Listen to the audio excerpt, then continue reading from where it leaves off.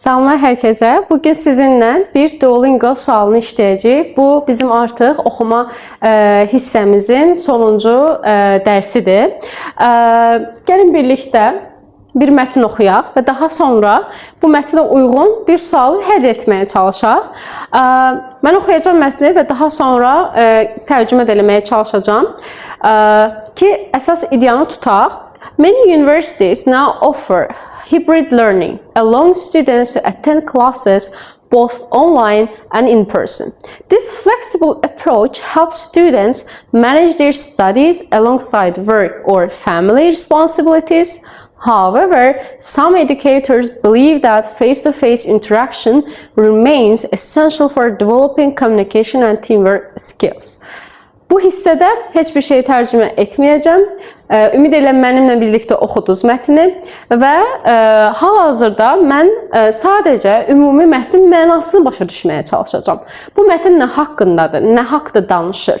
Heç bir spesifik mövzuya, heç bir spesifik detala fokuslanmadan bilmədiyim sözlər, tutaq ki, mən interaction'ı bilmədim burada, flexible bilmədim və yaxud da hibrid sözün mənasını bilmirəm. Amma mən bunlara fokuslanmıram. Çünki hələ qabaqda etməli olduğumuz başqa steplərimiz var, addımlarımız var. Ümumilikdə mətnin mənasını başa düşdük ki, burada online learningdən, yəni ki, online dərslərdən, üzbəüz dərslərdən, burada face-to-face deyir, üzbəüz dərslərdən, ümumilikdə təhsildən danışılır. Elə deyilmi? Gəlin indi sualımızı oxuyaq. What is the main idea of the passage?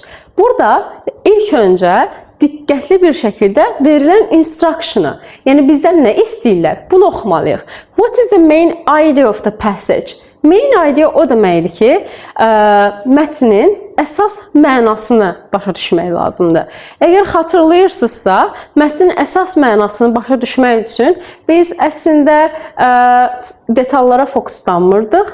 Sadəcə mətni skim eləyirdik. Yəni sürətli bir şəkildə oxuyub mövzunu, əsas ideyanı tutmağa çalışırdıq.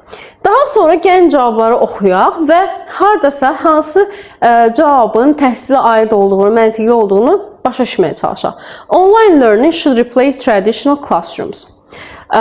Online learning, traditional classroom. Ənənəvi siniflər, online learning. Tamam, əlaqəlidir. Hybrid learning provides flexibility, but in-person learning still has important benefits. Burada da hybrid learning'i gördük. Universities should reduce the number of online courses. Mən xatırlamıram universitet haqqında olan bir məlumatı. Məsələn, C variantı burada hardasa səhv cavab olaraq ən başdan çıxıla bilər. Teamwork is the only purpose of higher education. Təhsil haqqındaydı, higher education, amma teamwork haqqında xatırlayıram, əmin deyiləm. Amma D variantında hardasa şübhəli yanaşmaq olar, səhv cavab olaraq. Step 1 nədir? Ask yourself, özündən soruş. What is the passage mostly about? Biz bunu cavab verdik ki, hybrid learningdir, online learningdir, yəni qarışıq dərs tipi, online, offline, üzbəüz və s. Bu haqqındadır. İkinci nədir? Look for contrasting words. Signal wordlərimizi axtarmalıyıq. Bu nə deməkdir? Transition words olar bunlar, iki cümləni əlaqələndirən wordlər, sözlər, conjunction ola bilər, bağlayıcı ola bilər. Məsələn, look for the words such as however, although, because, since, and so on. Və çalışın ki, onları highlight eləyəsiniz. Məsələn, however, bu deməkdir ki, author, yazıcı birinci bir ideyanı verir, ortaya qoyur və daha sonra o ideyaya əks çıxa biləcək bir ideya verir. Və bir çox hallarda da bu əks ideya sizin cavabınız ola bilər. This tells us the author is introducing another important idea. Bu however-lə başlayan bir cümlə və because-lə başlayan cümlə, səbəb nəticəni bildirən və s.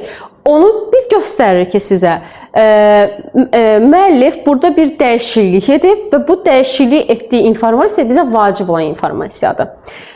Çünki bir şey zid gedir və bir şeyin səbəbini göstərir. Bu o demək ki, burada sübut göstərə bilər bizə, səbəb göstərə bilər, həll göstərə bilər, ziddiyyət bildirən bir ideya önə sürə bilər. Ona görə də bu sözləri gördünüzmü, o cümlələrə diqqət yetirin. Və üçüncü addımımız nədir? Choose the answer that includes both ideas. Hybrid learning is flexible, face-to-face learning still has value. Deməli, mətni oxuyanda hər iki ideyanın cavablar arasında mətndə olan hər iki ideyanın olduğu bir cavabı seçin.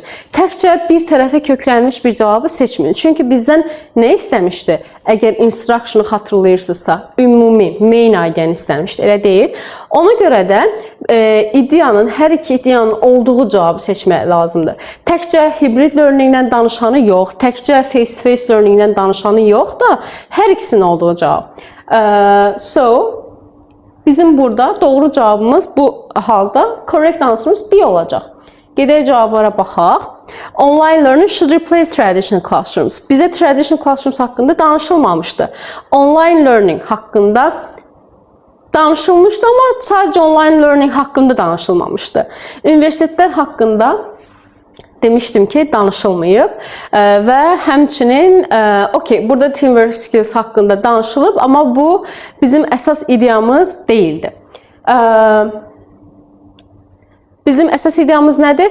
Hybrid learning provides flexibility, but in-person learning still has important benefits. Gedək mətnimizə baxaq. Deməli, hybrid learning allowing students to attend classes both online and in person. Hybrid learning həm online, həm də üzbəüz dərslərin olmasına imkan verir. However, əsas ikinci ideyamız gəldi burada.